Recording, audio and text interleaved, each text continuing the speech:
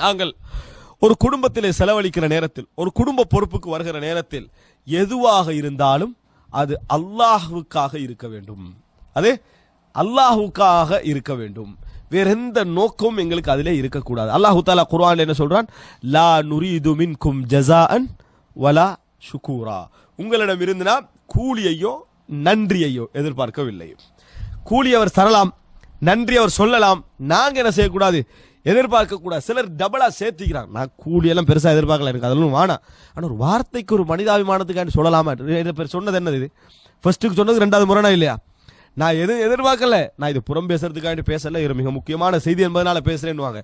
ஆனா ரெண்டு ஒன்று தான், ரெண்டு ஒன்று. அதே மாதிரி என்ன, நான் கூலியோ அதெல்லாம் எதிர்பார்க்கல, எனக்கு அப்படி நான் கூலி எதிர்பார்க்காம நிறைய செஞ்சுக்கிறேன். ஆனா ஒரு மனிதாபிமானம் என்ற அடிப்படையில் ஒரு வார்த்தை சொல்லலாம் தானே? இது என்ன? இது ரெண்டு ஒன்று தான். அப்ப கூலியையோ இதையோ எதிர்பார்க்காமல் செய்ய வேண்டும்.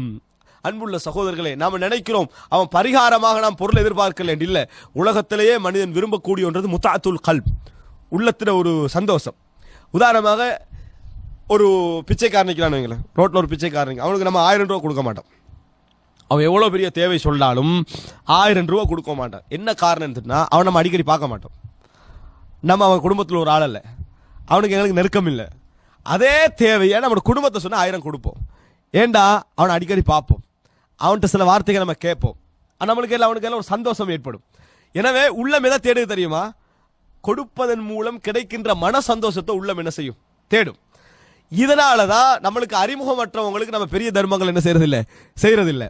அறிமுகமான நெருக்கமான குடும்பத்தில் உள்ளவங்களுக்கு பெரிய தர்மங்கள் என்ன செய்வோம். இது இயல்புலே உள்ளம் தேடும். நாம எப்படி பதிஞ்சு கொள்ளணும்னு சொன்னால், இந்த தேடுதல் அவனாக தந்தா ஓகே, நாங்களாக எதிர்பார்க்க கூடாது. லா நுரீது மின்கும் ஜஸாஅன் வலா ஷுக்கூரா. உங்களிடமிருந்து கூலியையோ நன்றியோ நாம் எதிர்பார்க்கவில்லை என்கின்ற மனோபாவம் நம்மிடத்திலே வர வேண்டும். அந்த மனோபாவம் நம்மிடத்தில் நாங்கள் ஏற்படுத்திக் கொள்ள வேண்டும். இல்லை என்று சொன்னால் பெரிய பெரிய பாதிப்புக்கெல்லாம் ஏற்படும். எப்படி பாதிப்புகள் ஏற்படும் பாருங்க. ஒரு சிலர் எதிர்பார்த்து குடும்பத்துக்கு செலவழிச்சுக்கிட்டே இருப்பாங்க. இவன் பாராட்டுவான், அவன் பாராட்டணும், இவன் சொல்லணும், அதை சொல்லணும் எதிர்பார்த்துட்டு இருப்பான். தம்பி டாக்டர் ஆகுவதற்கு இவன் காரணமாக இருந்திருப்பான், அல்லது அண்ணன் டாக்டர் ஆகுவதற்கு தம்பி என்ன செஞ்சிருப்பான்? காரணமாக இருந்திருப்பான். இன்ஜினியர் ஆகுவதற்கு காரணமாக இருந்திருப்பான். பெரிய ஒரு லெவலுக்கு வர்றதுக்கு அண்ணனோ தம்பியோ காரணமாக இருந்திருப்பான். அதுக்கு பின்னால ஏதோ ஒரு வகையில் அமைஞ்ச மனைவி மோசமாக இருந்திருப்பான்னு வைங்களேன். அவன் அப்படியே திருப்பிட்டு போயிட்டான். நல்லவனாக இருந்தாலும் கூட மனைவியுடைய அந்த பேட்டர்ல அவன் மாறிட்டான்னு வைங்க. இவனுக்கு எந்த வகையில தொடர்பு இல்லாத லெவலுக்கு ஆயிட்டு, அல்லது ஒரு எதிர்த்து பேசுற லெவலுக்கு ஆயிட்டுன்னு வைங்க. நான் பணம் கொடுக்காட்டி இவன் டாக்டர் ஆகிப்பான நினைக்கிறீங்க? இவன் போய் ரோட்ல செருப்பு தைச்சிட்டு இருந்திருப்பான். அத்தனை 15-20 வருடத்துடைய அத்தனை தர்மத்தையும் தூக்கி நரகத்துல போடுற மாதிரி. நான் கொடுக்காட்டி இவன் நல்லா வந்திப்பான்னா நினைக்கிறீங்க? அப்படியே போயிருப்பான். அப்படின்னா நீங்க இவ்வளவு நாளும் சைத்தானுக்கு என்ன தேவைண்டா?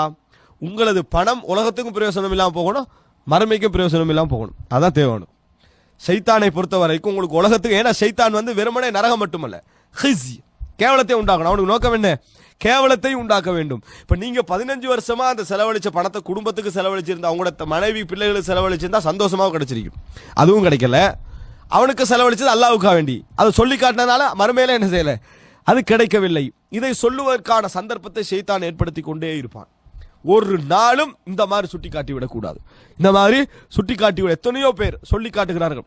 தனது தங்கையுடைய அவ ஸ்கூலுக்கு போகக்கூடிய சைக்கிளை கூட தொடச்சி அதை அழகுபடுத்தி அதை கொண்டு போய் சேர்த்து அவளை வளர்க்க வச்சுட்டாங்க, படிக்க வச்சுட்டாங்க.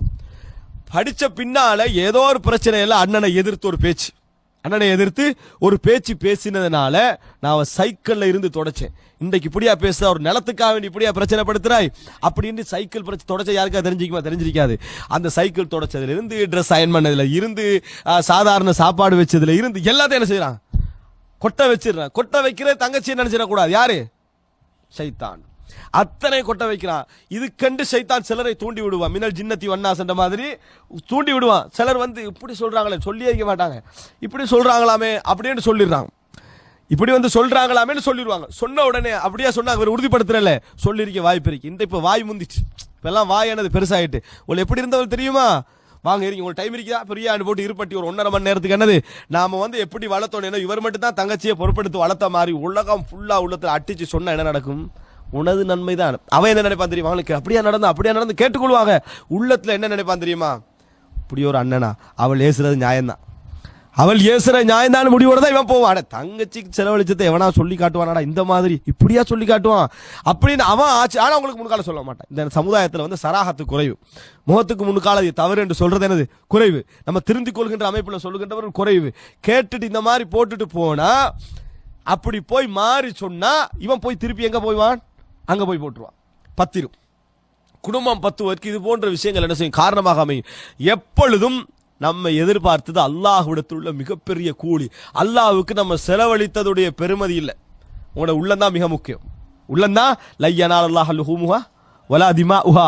அந்த ரத்தமோ அதனது இறைச்சிகளோ போய் சேர்வது கிடையாது. எது போய் சேருது?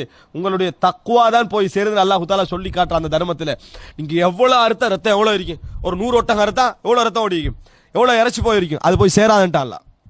அது போய் சேர்ந்தா தானே பெருசா இருக்கும். அப்ப உள்ளத்துல தக்குவா போய் சேருதுண்டா, நீங்க கொஞ்சமாக செலவழிச்சாலும் உயர்ந்த நோக்கம் இருந்தால் அது போய் சேரும். நீங்க நிறைய செலவழிச்சாலும் உயர்ந்த நோக்கம் இல்லைன்னா அது போய் சேராது. எனவே மூன்றாவதாக அன்புள்ள சகோதரர்களே, எப்பொழுதும் சொல்லி காட்டுகின்ற அந்த நிலைக்கு நம்ம மாறிவிடவே கூடாது. அந்த சூழல் நம்மளுக்கு எப்பொழுதும் என்ன செய்யக்கூடாது, வந்து விடவே கூடாது என்பதை நம்ம புரிந்து கொள்ள வேண்டும். எந்த அளவுக்கு கண்டா, சிலர் மனைவி என்று எடுங்க, சிலர் வந்து திருமணம் முடிச்ச பின்னாலும் கூட தன் குடும்பத்தை என்ன செய்வாங்க, பொறுப்பெடுத்துக்கின்ற அந்த குடும்பத்துடைய ஈர்ப்பின் காரணமாக பொறுப்பெடுத்து அந்த குடும்பத்துக்கு செலவழித்துக் கொண்டிருப்பார்கள். அப்ப மனைவி என்று வரக்கூடியவங்க அவர்கள் வந்து தண்ட பிள்ளை தண்ட குடும்பம் அப்படி பார்க்கத்தான் செய்வார்கள். அது இயல்பு. உலகத்தில் அதெல்லாம் என்ன செய்யலாம், மாற்ற முடியாது. ஆனா இடைக்கட விழக்கூடிய சில விஷயங்கள் இருக்கும். உதாரணமாக நீங்க செலவழிக்கிறீங்களே அப்படின்னு அந்த பகுதியை சுட்டி, அந்த பகுதியில் உள்ள குறைகளை நீங்க மன்னிச்சுட்டு போவீங்க. ஆனா சுட்டி காட்டுறவங்க யார் இருப்பாங்க, ஷைத்தான் தூண்டிக்கொண்டே இருப்பான். இவர் என்ன செய்வார்னா, ஒரு 20 வருஷம் செலவழிச்சிட்டு ஒரு 20ஓ 25வது வருஷமோ பெரிய ஒரு துரோகம் நடந்துடும். இவர் எந்த குடும்பத்துக்கு செலவழிக்கிறாரோ அந்த குடும்பத்திலிருந்து பெரிய ஒரு துரோகம் நடந்துடும். சில குடும்பங்கள் எப்படி என்ன, அண்ணனை பத்தி ஒரு தவறான செய்தி வருது, மானக்கேடான செய்தி வருது, எந்த குடும்பத்துக்கு செலவழிச்சுக்கிட்டு இருந்தாலும் அந்த குடும்பம் என்ன செஞ்சிருது, இருக்கும் அப்படின்னு ஓகேன்ட்டு இருக்கும், நடந்துதான் இருக்கும் அப்படின்ட்டு. உடனே இவர் என்ன செய்யறாரு, நெஞ்சில கை வைக்கிறாரு. அட எந்த குடும்பத்துக்கு நான் செலவழிச்சு இந்த குடும்பம் நம்மளுக்கு போய் இப்படி சொல்லி இருக்குதே அப்படி என்ற உடனே அடுத்த நிமிஷம் இந்த 20 வருஷமா யாரும் சுட்டி காட்டிக்கிட்டே இருந்தாங்க, மனைவி தானே, அதே இடத்துல அவங்க மறுபடியும் வருவாங்க. நான் சொன்னேன் தானே உங்களுக்கு, நான் 20 வருஷமா இதைத்தான் உங்கள்கிட்ட சொல்லிட்டு இருக்கிறேன் என்ற உடனே இவர் உடனே கட்டுப்பட்டுருதாங்க. என்ன சரிதான், நான் அப்பயே கேட்டிருக்கணும், விளங்கல, நான் ஏதோ அன்புல என்ன செஞ்சுட்டேன் செலவழிச்சு, நீ சொன்னது சரிதான் இப்பதான் விளங்குது அப்படின்னு உடனே என்ன செஞ்சிடறது. 20 வருஷம் செஞ்சதுக்கு நீ என்ன நினைக்கணும், பாரு அது வேற இது வேற. அவர்கள் எனக்கு ஒரு அவதூறு சொல்றதுன்றது வேற, நான் 20 வருஷம் பணம் செலவழிச்சேன்னு வேற. அவங்க தகுதியா இருந்தாங்க, நான் செலவழிச்சு அல்லாஹ் எனக்கு மறுமையில கூலி தருவான், அதுக்கு இதுக்கே முடிச்சு போடுறாய் என்றதுதான் அவங்கள்ட்ட இருக்கணும். ஆனா நிறைய பேர் என்ன செஞ்சிடறாங்க, போராட்டத்தில் கடைசியில் தோல்வி அடையக்கூடிய நிலை என்ன செய்யறோம் நம்ம பார்க்கிறோம். அன்புள்ள சகோதரர்களை, அபூபக்கர் ரலியல்லாஹு அன்ஹு அவர்கள் மிஸ்தாஹ் என்ற நபித்தோழருக்கு செலவழிச்சுன்னு வராங்க. அவர் அவரோட சிறப்பை பாருங்க, பத்ர் யுத்தத்தில் கலந்து கொண்டவர், அடுத்த வீட்டுக்காரர், உறவினர், கஷ்டத்தில் உள்ளவர், 4 விஷயம் இருக்குது. பத்ர் யுத்தத்தில் கலந்து கொண்டவர், அடுத்த வீட்டுக்காரர், அவர் உறவினர், கஷ்டத்தில் உள்ளவர். அபூபக்கர்லாம் செலவழிச்சுன்னு வராங்க. என்ன செஞ்சிருது, செலவழித்து கொண்டு வந்த இடத்துல வந்து ஆயிஷா ரலியல்லாஹு அன்ஹா பத்தி ஒரு அவதூறு பரவுது. பரவின உடனே இவர் 2 வகையில சும்மா இருந்திருக்கணும். யாரு, மிஸ்தாஹ் ரலியல்லாஹு அன்ஹு. ஒன்று ரசூலுல்லாஹ்வோட மனைவி, அப்படியாவது மௌனமா இருந்திருக்கணும். அல்லது தனக்கு செலவழிக்கிறவர் நம்மளுக்கு இது உறுதிப்பட்டா கவர்மெண்ட் பார்த்துக்கலட்டும், இல்லைன்னா பேசாம இருக்கணும், நின்றுக்கணும். இவர் என்ன செய்யறாரு, இருக்கும்பட்டு என்ன செஞ்சிட்டாரு, அந்த இவரை உருவாக்கல, இவர் என்ன அந்த செய்தியை பரத்துறதுல இவருக்கு ஒரு பங்கு என்ன செய்து போகுது. இதனால் அபூபக்கர் ரலியல்லாஹு அன்ஹு அவர்கள் வந்து மிக மனவேதனைப்பட்டாங்க. செலவழிச்சுக்கிட்டு தான் இருக்கிறாங்க, மனவேதனைப்படுறாங்க. அவங்க ஒரு மாத காலம் ரசூல் ஸல்லல்லாஹு அலைஹி வஸல்லம் அந்த குடும்பமே என்ன செய்து மிச்ச வேதனையில இருக்குது. அல்லாஹ் தஆலா வசனம் இறக்குறான், இது பொய். ஆயிஷா ரலியல்லாஹு அன்ஹா தூய்மையானவர் வசனம் இறக்கினானே, அப்ப அபூபக்கர் ரலியல்லாஹு அன்ஹு எல்லாருக்கும் வரக்கூடிய அந்த ஆத்திரம் அபூபக்கர்லாம் வருது. வல்லாஹி லா உன்ஃபிகு அலா மிஸ்தாஹ், இதுக்கு பின்னால மிஸ்தாஹுக்கு நான் செலவழிக்கவே மாட்டேன்னு சத்தியம் பண்ணார். சத்தியம் பண்ணிட்டாரு. நியாயமா இல்லையா? அவர் மனசுக்கு வந்த அந்த கோபத்துக்கு அவர் சொன்ன நியாயமா இல்லையா? அல்லாஹ் தஆலா வசனம் இறக்குற அடுத்த வசனம், வலா யஅதலி உலுல் ஃபضل மின்கும் வஸ்ஸஅ, உங்களில் வசதியுடையவர்கள் சிறப்புடையவர்கள் ஏழைகளுக்கு கொடுக்க மாட்டேன், உறவினர்களுக்கு கொடுக்க மாட்டேன், கஷ்டப்படுறவங்களுக்கு கொடுக்க மாட்டேன் என சத்தியம் பண்ண வேண்டாம்.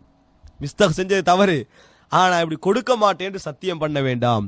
நீங்கள் அவர்களை மன்னித்து விடுங்கள். அலா துஹிப்பூன அய்யஃபிரல்லாஹு லக்கும், அல்லாஹ் உங்களை மன்னிப்பதை நீங்கள் விரும்பவில்லையா? அல்லாஹ் உங்களை மன்னிப்பதை நீங்கள் விரும்பவில்லையா?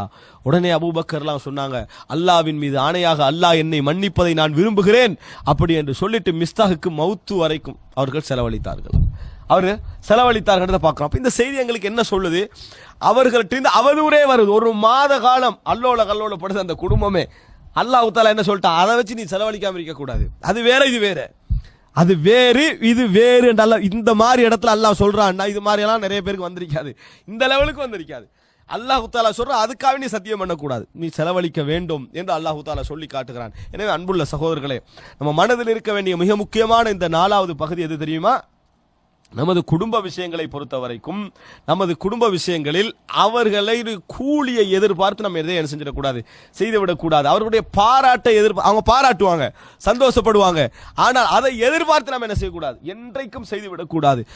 அதையும் சிலவங்க என்ன செய்வோம், அதை விளம்பரப்படுத்திட்டு நான் பாராட்டுக்காலம் செய்யறது இல்லைன்னு அதை கொஞ்சம் சொல்லி கண்டிக்கிறது. இது வேற பிழை.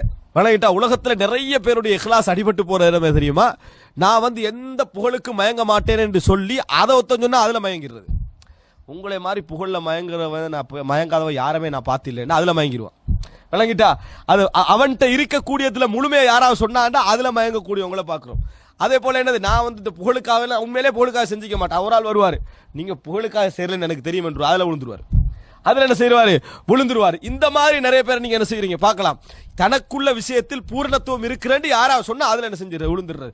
ஒரு ஆள் கோபப்பட மாட்டார், நிறைய பொறுமைசாலி, நீங்க கோபப்பட மாட்டீங்க பொறுமைசாலின்னு எனக்கு தெரியும் என்றுவார். அதோட அதுல என்ன செஞ்சிருவாரு, அதுல விழுந்துருவார். இப்படி நிறைய நீங்க என்ன செய்யலாம் பார்க்கலாம்.